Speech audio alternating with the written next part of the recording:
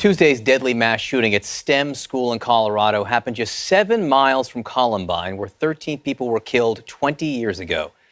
Since then, mass shootings have become all too common in the United States, with Colorado being particularly hard hit. Our next guest, Zachary Cartaya, survived the Columbine shooting. He's joined by Kaylin Bailey, who was just 13 years old when she survived the shooting at the Aurora movie theater. Her 6-year-old cousin was killed in that attack. I have to say to both of you, I so appreciate you being here, because I think what you have to say and your perspective is so valuable for the survivors of this spate, for this epidemic of shootings that keeps happening. I think you're necessary, and I think it's tragic that you're so necessary at this point. Zach, I want to start with you here. It's almost exactly 20 years ago that Columbine happened. Almost exactly, just 7 miles this attack at the STEM school was from Columbine. So what's your reaction 20 years later, or what was your reaction that a shooting, another school shooting, was taking place just 7 miles from where you survived? Well, hi, good morning, and thank you so much for having me. My reaction is the same as it is every single time this happens. I'm just absolutely distraught and heartbroken that this keeps happening in our country, not only our country, but across our great state. Colorado should be known for so much more than what's happening here, because it's such a great place to live. In the initial aftermath after the shooting, I was very lost. I was in shock. But as this continues to happen, I find myself more and more frustrated. Columbine was really the first, and there were screams and cries of never again, and that was how it was supposed to happen, and that's how it was supposed to be. But here we are 20 years later, and this continues to happen. It happened 13 years later in Aurora. It happened after that at Arapahoe High School in Colorado Springs. It happened just recently at the STEM school in Highlands Ranch. And then in addition to that, you have Parkland and the Pulse nightclub shooting, and just too many more to mention. It just keeps happening, and it's frustrating to almost a fault. Do you have any sense, Zach, of why Colorado, yes, it does happen everywhere, but why there do seem to be so many instances in Colorado? You know, I struggle with that. I don't know why it keeps happening in our great state. I think we as a society and the media as well has come a long way in working to not glamorize or give notoriety to the shooters. But at the time that Columbine happened, our murderers were, they're household names now. Sure. Everyone knows who they are, and you can't put the lid back on that bottle. Right.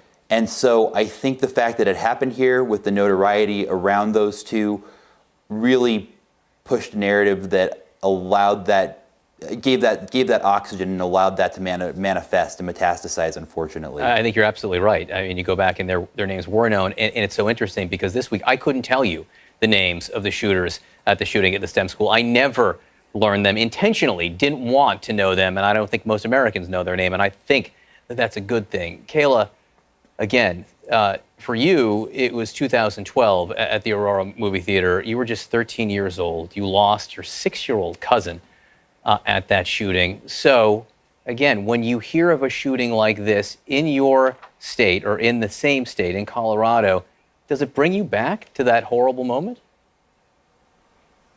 Oh, absolutely. Not even a shooting in Colorado, any shooting, any tragedy that happens in anywhere, any part of the world, not even just the United States, it affects me, and I'm sure it affects everybody else as well. And it's just the thought and the process of the fact that it does keep happening, and we have the power to control that and to stop it.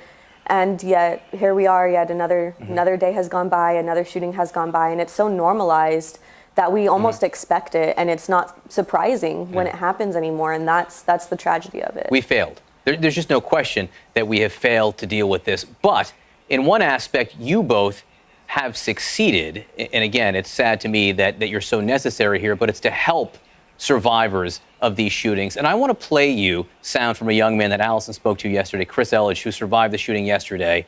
This is what he told us.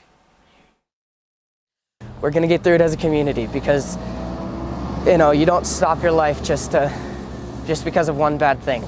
You can't let that get in the way. You have to band together as a community. You have to stay strong, STEM strong, STEM strong. It broke my heart when I was seeing that because it seemed to me he was trying to be so strong. And I know it's not going to be that easy over the next few years. So for the rest of the time we have, I want you both to give advice to him and to the survivors there. Kayla, you first. What does Chris need to know? Well, first and foremost, you're never alone, no matter what, no matter if it's whether you have your parents or your best friends or a complete stranger that might have or might have not been through what you've been through. You never have to go about it alone. And that's the first thing that I would like to say to everybody and all the survivors out there that may be listening. There is always somebody that maybe can't relate to you, but can definitely sit there and just listen to you. Being strong, that is a wonderful thing, but I don't want anyone to think that they have to be strong right away. It's okay to grieve. It's okay to hurt. It's okay to feel lost. It's okay to not even know what you're feeling at all. Right. You know, it's okay to know that something's wrong, but you can't quite pinpoint it. You know, you may just have days where you're just upset. You're just mad at the world, and everything that everyone does is making you mad and upset. And it may just be that you just have to sit down and get in tune with yourself, you know, grow within yourself. And definitely reach out to the people around you. Don't try to fight this alone, because that's a dangerous game. Ask for help. Zach, I know you've made this your life to a certain extent. We're almost out of time, but what's your advice to the survivors? Well, I'd really like to echo all of Kayla's sentiments, and also recovery is a marathon, not a race. It's going to take time, and it's ongoing. There's a new normal in their lives that they're going to have to adapt to and change with, and don't be afraid to ask for help, and don't ever feel alone. And finally, it gets better. There are going to be some times where it gets better and you're going to relapse and recover and continue to relapse and recover, but it's going to get better, and there's light at the other end of the tunnel. Again, Zachary Cartaya, Kaylin Bailey, we're so glad that we have you. The survivors are lucky that they have you. It's tragic that we all need you. Thanks so much for being with us this morning, and thank you for the work you've both been doing. Thank you. Thank you for having me.